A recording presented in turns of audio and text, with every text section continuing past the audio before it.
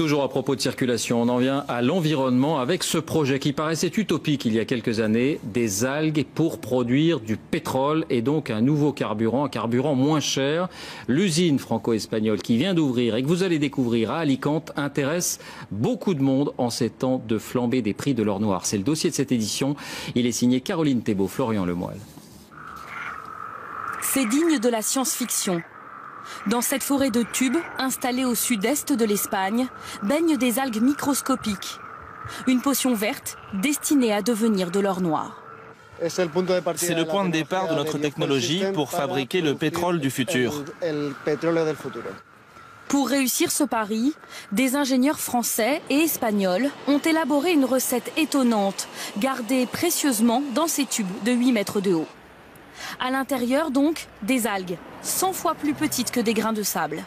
Des algues chargées de soleil, car ici à Alicante, il fait beau 300 jours par an.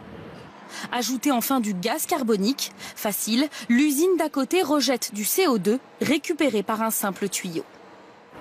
Au bout de 24 heures, ce bouillon de culture devient un cocktail énergétique très concentré. Reste la dernière ligne droite, la transformation en pétrole.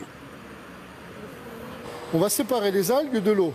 On obtient donc ce concentré d'algues qui est une pâte qu'on appelle la biomasse. Et cette biomasse verte, on va la soumettre à des fortes pressions et des fortes températures pour obtenir le produit énergétique qui est le biopétrole.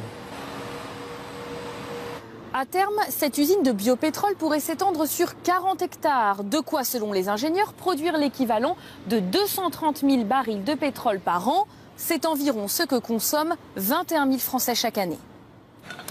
Un biopétrole qui a le même aspect visqueux et la même capacité à brûler que le pétrole brut. On peut fabriquer alors des carburants, depuis le kérosène pour les avions, l'essence, le fuel si on veut. Du coup, il va polluer, dégager du gaz carbonique. Mais comme ce pétrole est aussi fabriqué à partir de CO2 récupéré de l'usine voisine, il dépollue. Au final, moins d'impact sur la planète. Écologique donc et économique. Selon les calculs les plus optimistes des ingénieurs, le prix de revient d'un baril ne serait que de 30 $, presque 4 fois moins que le baril de Brent. S'il était distribué dans les stations-service, il pourrait faire baisser le prix à la pompe. Un rêve auquel ces Espagnols veulent croire. On ne dépendrait plus des pays producteurs étrangers qui font varier les prix. Si c'est moins cher à la pompe, je l'utiliserai. Mais si c'est plus cher, bah non. L'homme à l'origine de cette technologie est français et il travaille déjà sur un projet dans l'Hexagone. Parfait. Parfait. Le problème, c'est que plus on monte dans le nord, moins on a de radiation solaire.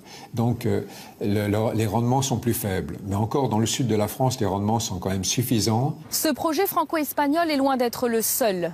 Les États-Unis, l'Australie, l'Italie planchent aussi sur du pétrole élaboré à partir de micro-algues. Face à la flambée du prix de l'or noir, la guerre de l'or vert est ouverte.